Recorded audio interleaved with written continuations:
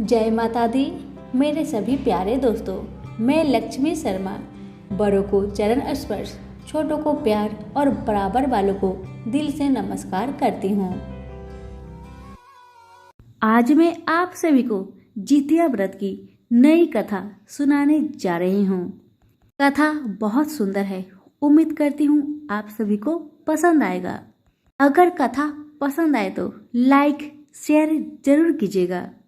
तो सभी प्रेम से बोलिए जीवत भगवान की जय। कथा। एक गांव में दो बहनें रहा करती थी। दोनों बहनें शादीशुदा थी और दोनों गर्भवती थी। दोनों बहनें का एक महीना ही हो रहा था, इसलिए उनको अंदाजा नहीं लगा कि वह गर्भवती है। गर्भवती अवस्था में ही उन दोनों बहनों ने जितिया का व्रत रख लिया। नहाए खाए के दिन नहाए खाए का नियम किया और जितिया व्रत के दिन व्रत रखा। मगर छोटी बहन बड़ी बहन से कहने लगी, दीदी हम लोग जो व्रत रखे हैं बिना खाए पिए एक बूंद पानी भी नहीं पीते हैं। ये सब क्या जितिया भगवान हम लोग को देखने आते हैं कि हम लोग खा के व्रत कर रहे हैं कि भूखे व्रत कर रहे हैं? क्यों ना हम दोनों खा करके व्रत रह जाए, किसी को पता भी नहीं चलेगा। अब जैसे ही शाम हुआ तो दोनों बहनें सभी औरतों के साथ मिलकर नदी में स्नान कर पूजा करके कथा सुन के जितिया को अपने गले में पहनकर घर वापस आती है और आकर दोनों बहनें मिलकर चुपके से चाय बनाकर चाय नाश्ता करके पानी पी लेती है और सुबह में सबको दिखा के पारण करती है। ये चीज देखकर जिहुत भगवान बहुत क्रोधित हुए। इसी तरह करके समय बीतते गया। जैसे ही 9 महीना बीता वैसे दोनों बहनों ने एक लड़की को जन्म दिया। समय बीतने लगा, बच्ची बड़ी होने लगी। जब दोनों बच्चियां 5-5 वर्ष के हो गई तब छोटी बहना कहने लगी अपनी दीदी से, दीदी देखिए ना, ऐसा लगता है मेरी बेटी बहरी है, कुछ सुनती नहीं है। छोटी के बात सुन बड़ी भी कहने लगी, मेरी बेटी तो गूंगी है। दोनों माताएं बहुत परेशान हो गई। ये भगवान हमसे क्या गलती हो गया कि मेरी बेटी बहरी और गूंगी हो गई है। अब दोनों बहुत चिंता कर रहे हैं, बहुत रो रहे हैं कि हमसे ऐसा कौन सा भूल हुआ जिस कारण मेरी बेटी बहरी हो गई और उसकी बेटी गूंगी हो गई। अब मेरी बिटिया से कौन विवाह करेगा? ये सोच सोच कर दोनों माताएं बहुत रोए जा रही है। सुबह से शाम हो गया, रोए जा रही है। रोते रोते दोनों माताओं का कब आंख लग गई उन्हें पता भी नहीं चला। दोनों माताओं का दुख देख के जिहुत भगवान बूढ़ी माई के रूप में सपने में आते हैं और कहते हैं, बेटी तूने जितिया का व्रत किया था। दुनिया लोग जितिया व्रत के दिन एक बूंद तक पानी नहीं पीते हैं और तुम दोनों बहनों ने जितिया व्रत के दिन पूजा पाठ तो किया, शाम को घर आकर चाय नाश्ता कर लिया, पानी पी लिया। क्या तुम लोग को डर नहीं लगा? दुनिया के सभी माताएं इस व्रत को निर्जला करती है, अपने पुत्र के सलामती के लिए करती है, या फिर पुत्र पाने की कामना से करती है, या फिर जिसका कोई भी संतान नहीं है संतान पाने के लिए ये व्रत करती है। लेकिन तुम दोनों ने व्रत तो किया, लेकिन व्रत के दिन भोजन कर लिया और जिहुत भगवान का बुराई किया, निंदा किया। अरे जिहुत भगवान ही सब कोई के शरीर में जीव को डालते हैं, तुमने उनका ही बुराई किया, उनका ही अनादर किया।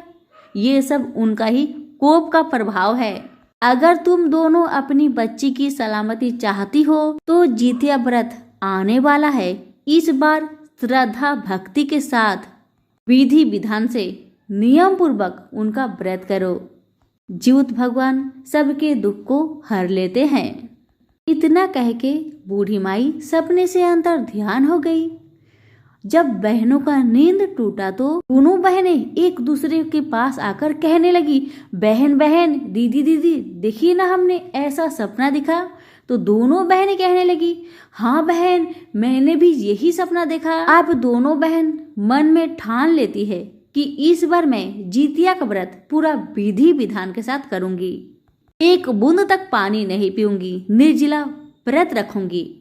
जब इस साल जितिया का व्रत आया तो दोनों बहनें नियम पूर्वक नहाए खाए की विधि की और दूसरा दिन निर्जला व्रत रही।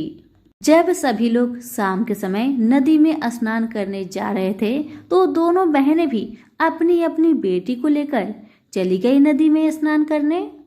सभी माताएं नदी में स्नान करने गई तो दोनों बहनें भी अपनी दोनों बेटी को, नदी के पास ही मिट्टी था, घास था, दोनों बच्चियों को बैठाकर दोनों माताएं नदी में स्नान करने जाती है।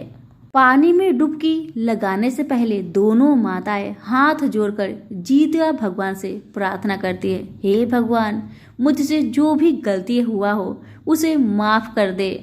इतना कहकर दोनों माताएं पानी में डुबकी लगाती है। वैसे दोनों माताएं डूबने लगती है। ये देखकर दोनों बच्चियां जोर से चिल्लाने लगी, माँ।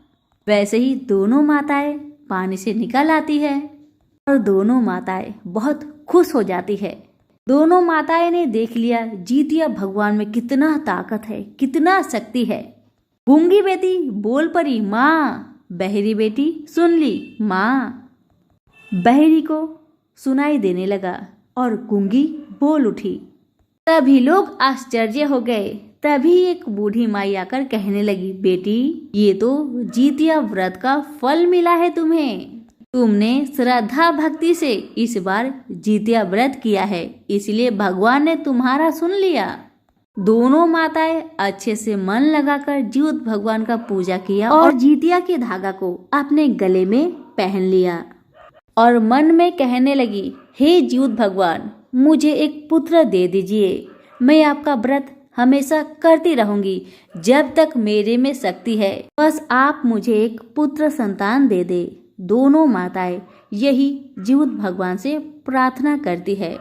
पूजा पाठ करने के बाद सभी माताएं अपने अपने घर चले जाते हैं और जब सुबह होता है नियम पूर्वक श्रद्धा भक्ति के साथ पूजा पाठ करके गरम गरम भोजन बनाकर दोनों बहनें पारण करती है।